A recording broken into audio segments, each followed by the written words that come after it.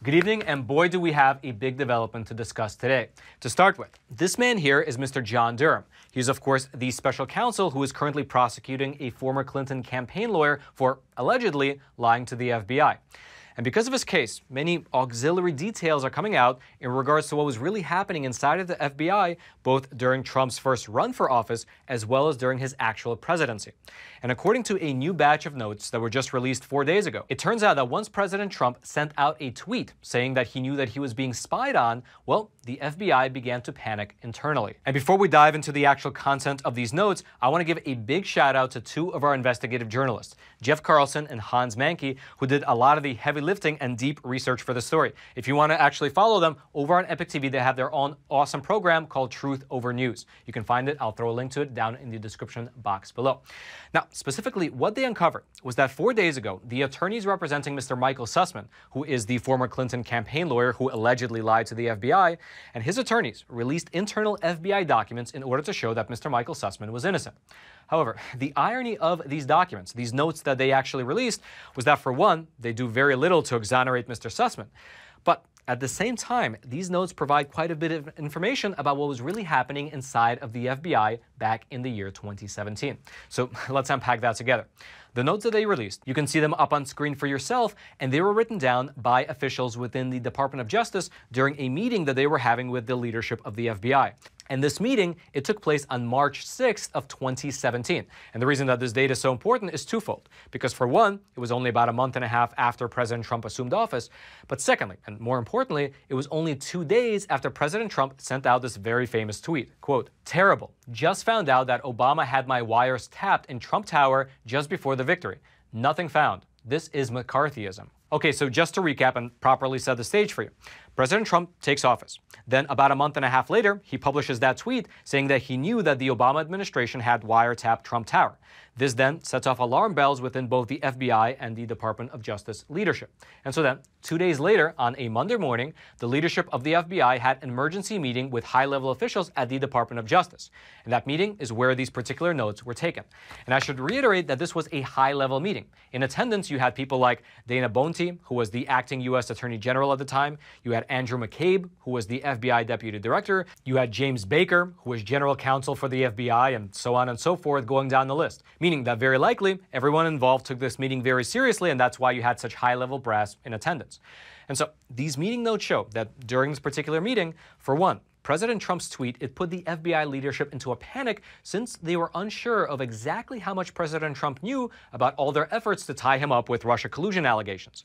And then secondly, the notes reveal that in response to his tweet, the FBI tried to cover up their tracks. Specifically, as soon as the meeting began, the notes show that Andrew McCabe said that the FBI was determined to find out what was behind President Trump's tweet. Specifically, this is how the note starts, quote, "The FBI is trying to determine what is behind POTUS's tweet." Now, the irony here is that with the privilege of hindsight that we now have, it's very clear what was behind President Trump's tweet, and the FBI was behind it.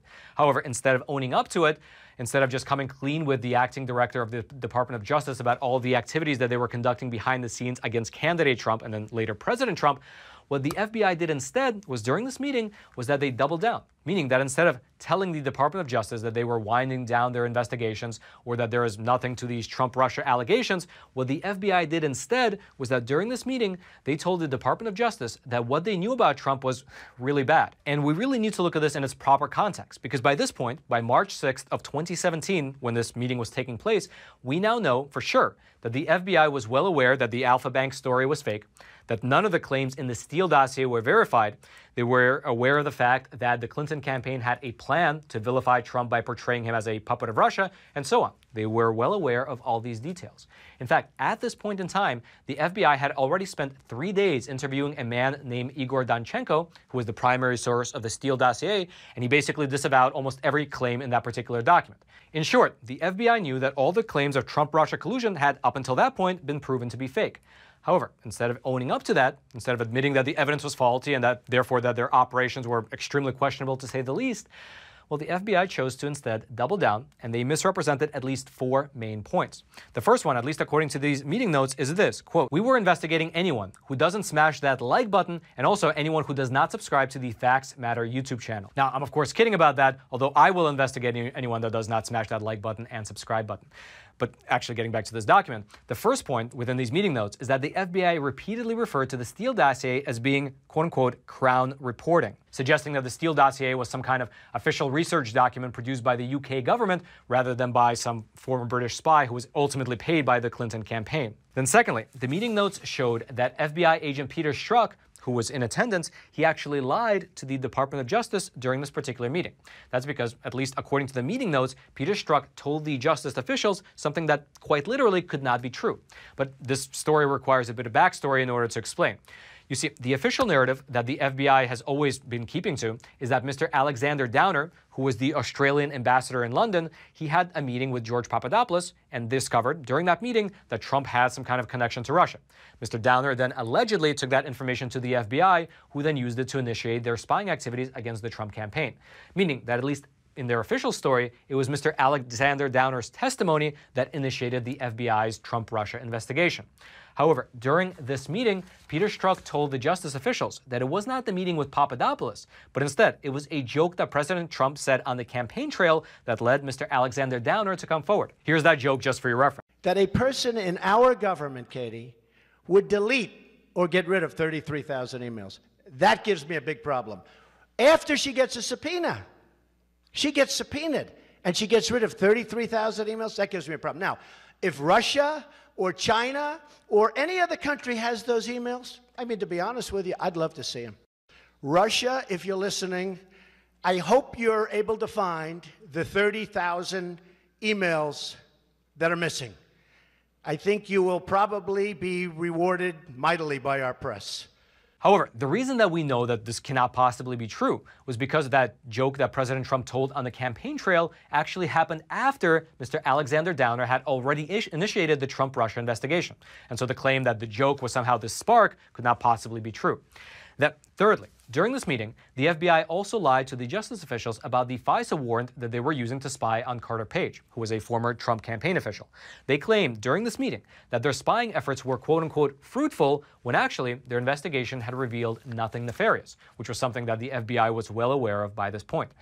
And then lastly, according to these meeting notes, the FBI appeared to try and misrepresent and even elevate the Russian Alfa Bank allegations by claiming that the Trump organization had sent a solicitation to the Alfa Bank, which was again completely false. And in fact, by this point, the FBI already knew that the Alfa Bank data that they were given was not only useless, but also even probably fake. And so what all of this adds up to is that during this meeting, all of these exculpatory facts were not just hidden from these Department of Justice officials, but also the FBI leadership. They were actually twisting those facts in order to make it appear like there was a strong case against President Trump, when they knew that there was no case at all. And now again, the big question is, why exactly did the FBI play this way? Why did they hide certain exculpatory evidence while at the same time twisting the facts? And the answer might be a little bit surprising, because again, this meeting between the FBI and the Department of Justice, it came as a direct result of this tweet by President Trump. Quote, "Terrible. Just found out that Obama had wires tapped in Trump Tower just before the victory. Nothing found. This is McCarthyism." However, the ironic reality is that the FBI did not truly know how much President Trump knew regarding their actions. They did not know to what extent he was aware of all their different activities. Because as we now know, the FISA spy warrants that President Trump alluded to in that tweet were not the only thing that the FBI leadership was involved with. The FBI was also actively spying on the incoming Trump administration's transition communications. They had spied on Carter Page. They had spied on George Papadopoulos, going so far with him as to actually lure him over to London, where they tried to set him up with a sting operation that ultimately failed, and so on. But you see, coming into this meeting, they were not aware of what President Trump actually knew. And so instead of just coming clean about the reality of the evidence that they had on hand, they instead chose to double down and obfuscate the truth.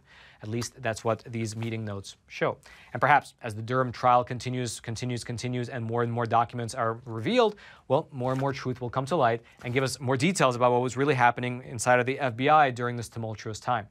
However, until then, if you'd like to read through this new batch of documents for yourself and go through them point by point, although I will tell you that they were written by hand and some of it is like chicken scratch. It took me close to 30 or 45 minutes just to make out what the entire document said. But if you'd like to give it a try for yourself, you can. I'll throw all those documents into the description box below this video for you to check out. And all I ask in return is that you take a super quick moment, if you haven't already, to smash that like button for the YouTube algorithm, and also subscribe to this YouTube channel if you like this type of content and you would like it delivered directly into your YouTube feed every single weekday.